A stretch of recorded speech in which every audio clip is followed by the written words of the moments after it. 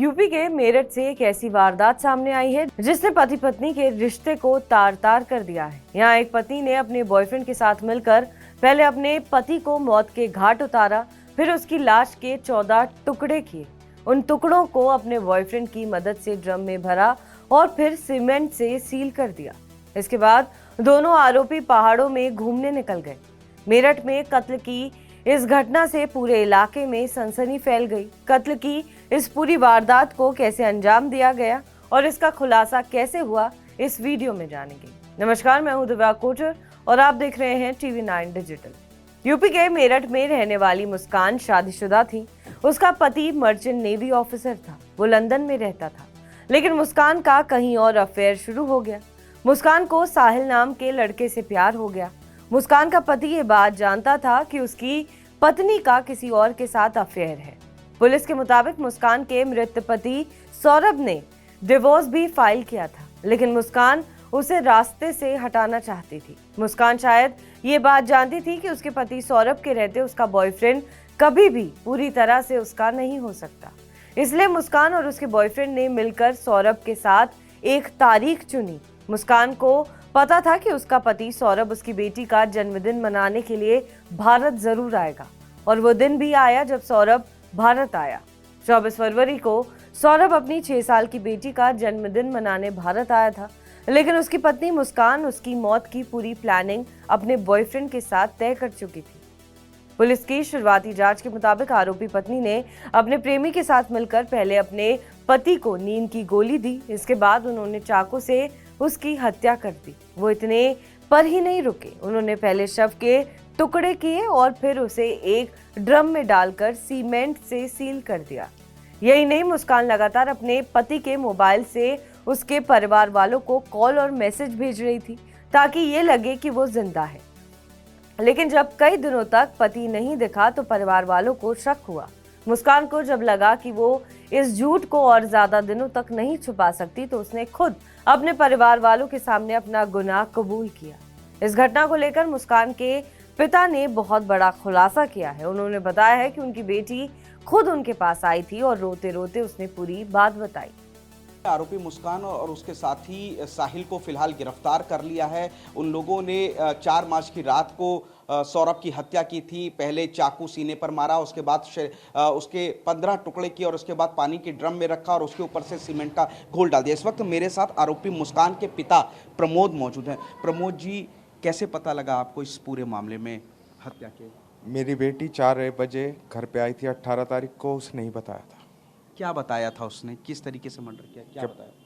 कि पापा मैंने उसे मार दिया है अपने दोस्त के साथ मिलके और ड्राम में बंद कर दिया है सीमेंट डाल के। क्यों मारा, किस लिए मारा, किस तरीके से मारा, कैसे बाथरूम में ले गए? मत इस चीज के लिए मत करिए। आप ठीक, बस जो हमने देखो, हमें जो देनी थी स्टेटमेंट हम पुलिस वालों के आगे दे चुके हैं, ठीक है, और वो दुनिया को भी पता है इस चीज की। नहीं, आप बस एक ये आखिरी बार किस तरीके से मर्डर हुआ ये बताओ। जी, उसने ये बताया कि मैंने खाने में कुछ उसे नशीली दवाई दी और जब वो नशे में हो गया तो मैंने अपने दोस्त को बुलाया। उसने आकर उसके पहले सीने में चाकू मारा और उसके बाद उसे बाथरूम में ले गया खींच के और उसको टुकड़े कर दिए। अच्छा, आप क्या सजा कह रही हैं? आपने बेटी के लिए आप सजा की मांग कर रही हैं, क्या कह रही हैं आप इस पे? मैं चाहती हूँ उसे फांसी हो। ये मेरे मन को पता है कि कौन गया है। वो अपने मम्मी पापा से, जब से उससे शादी हुई थी शूबी से, वो अपने मम्मी पापा से इतना अटैचमेंट नहीं थे जितना हमारी फैमिली से थे। इस लड़की ने एक हीरे जैसे लड़के को मर्डर कर दिया। हमें उसका दुख बहुत है, इसका नहीं है शूबी का। भगवान अगर चाहे इसने जी मर जाए, ये भगवान, अभी से फांसी ही होनी चाहिए, हम चाहते हैं। उसने हीरे जैसे लड़के की वो करी है। हम बोलने लायक नहीं है। हमें मालूम है कि हम कितना परेशान है उस बच्चे के लिए। उस बच्चे के साथ बहुत गलत हुआ। नशे का शौक कराने लगा था ये साहिल आपकी बेटी को?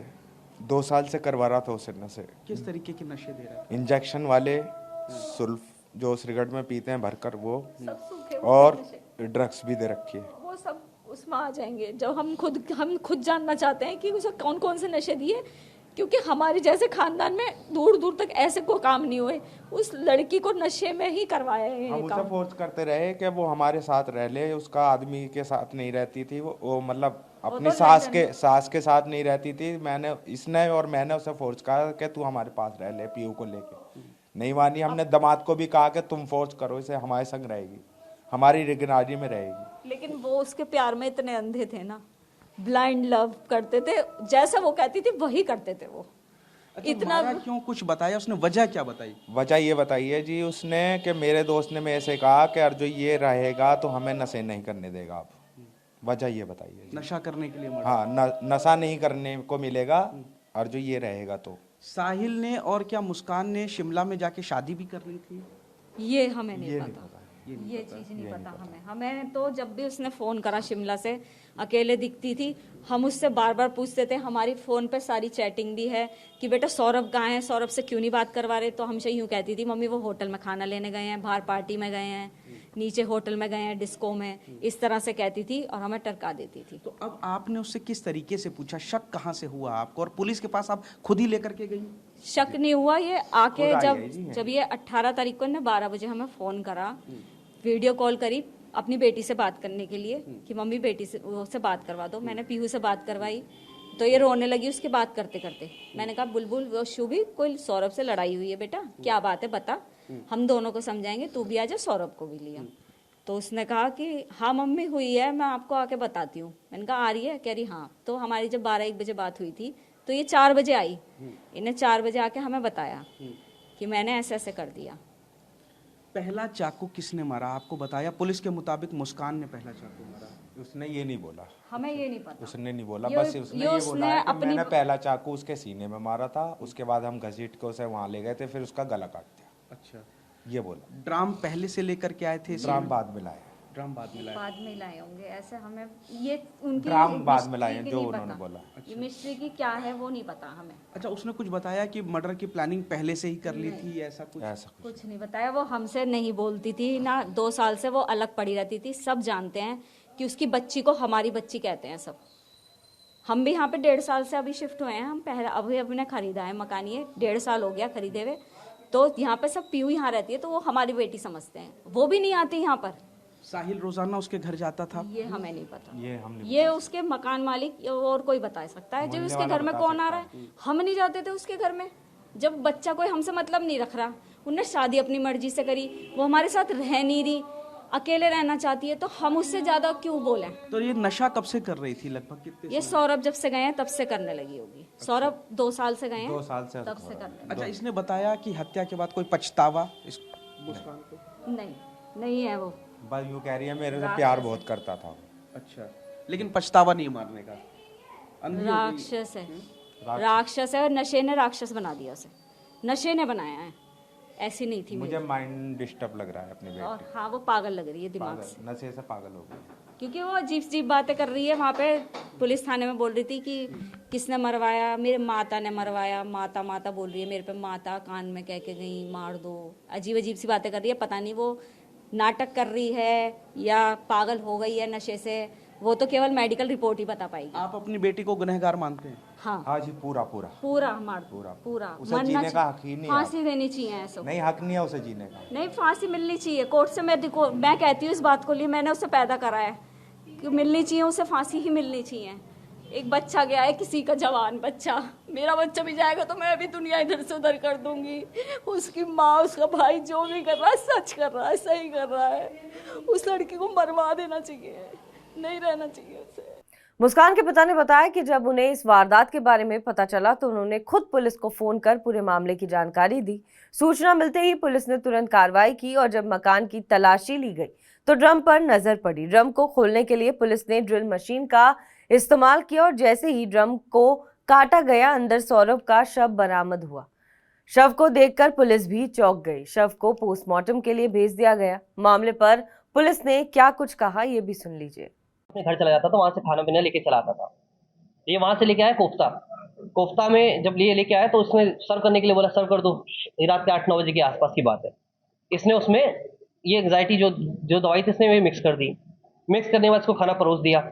इसने खाना खाया, करीब 12 बजे के आसपास, ये 12 साढ़े 12 के आसपास ये बेहोश हो गया।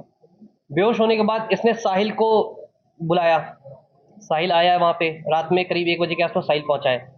साहिल, अब इसका कहना है साहिल ने ही इसको बोला कि चक्कू करो, तो इन्होंने जो चक्कू वो लेके आई थी, ये चिकन वाला, वो चक्कू लिया। इसका कहना है साहिल ने बताया कैसे पकड़ना है, इसने पकड़ा है। और साहिल को इसने पहले ही बोला था वध करने के लिए, तो साहिल उस मोड में था कि उसका वध करना है। तो उसने कहा वध तभी होगा, तेरे हाथों से होगा वध। साहिल, इसने हाथ पकड़ा, साहिल इसने चाकू पकड़ा, साहिल ने इसका हाथ पकड़ा, सीने पर रख के इसने पुश कर दिया चाकू। फिर उसके बाद इसने दोबारा बोला कि दोबारा इसको मारो। फिर दोनों ने हाथ पकड़े, फिर से 3 बार इसको वार किया। उस समय इसका हो गया। आवाज बाहर ना जाए, इनको डर था कहीं आवाज आ जाए, कोई चिल्ला ना दे, इसलिए इन्होंने वहां पे कूलर ऑन कर दिया था ताकि कहीं से शोर शराबा ना हो। घर में और कोई नहीं था। ये करने के बाद ये लेके गए उसे बाथरूम में। बाथरूम में ले जाने के बाद साहिल ने उसके गले पे उस तरह से वार करने का ट्राई किया पहले। उसके बाद जो चाकू था उससे इसने इसका गला काटा है। हाथ की जो दो हथेलियां हैं, दोनों हथेलियां इसने काटी हैं। इन्होंने फिर ये मुस्कान एक कुछ दिन पहले एक बैग भी लेके आई थी। उस बैग में इन्होंने जो शव था, बॉडी जो थी, वो बॉडी बैग में रख के उन्होंने बेड में अंदर छुपा दी। उसके बाद ब्लीच इन्होंने ब्लिंकेट से ऑर्डर किया था।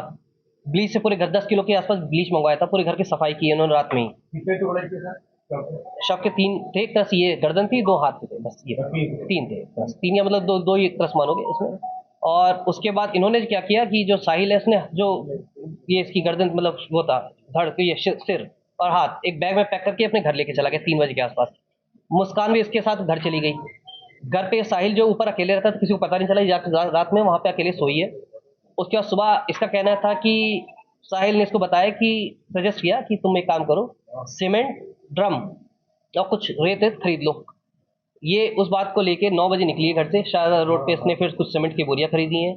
घंटा घर पे गई है, इसने परचेजिंग की है अपना इसकी ड्रम लेके नेक्स्ट डे रात, ये रात 3 तारीख की रात की घटना हो गई। ये लोग गए 3 बजे रात में जाके सो गए। फिर 4 तारीख की सुबह को 9 बजे फिर से जाती है शारदा रोड पे, इसने शॉपिंग की, घंटा घर पे शॉपिंग की, शॉपिंग करके वापस आते हैं ये लोग। 3 बजे के आसपास आके दोनों ही अपना सीमेंट मिक्स करते हैं इसमें ड्रम को लेटाते हैं।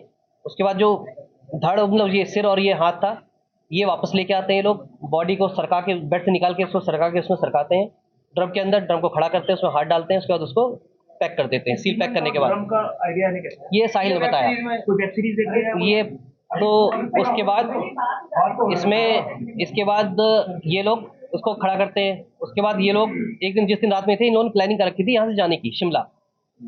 तो शिमला मनाली और ये कसौल का प्लानिंग की थी इन लोगों ने 10-12 दिन, ताकि ये लोग कहीं पता ना चले किसी को।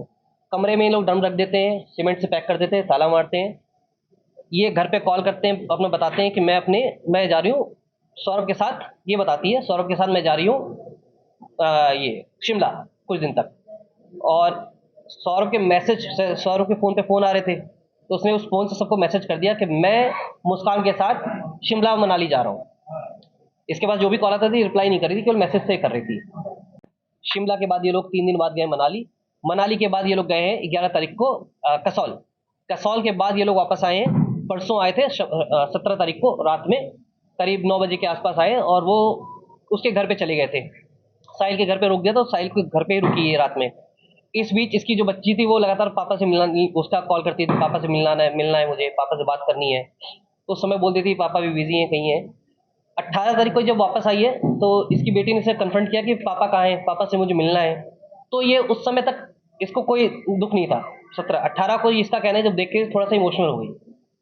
इमोशनल होने के बाद इसने फिर अपने घर वालों को ये बताया कि जो सौरभ है उसके घर वालों ने उसकी हत्या कर दी, गुमराह किया अपने घर वालों को।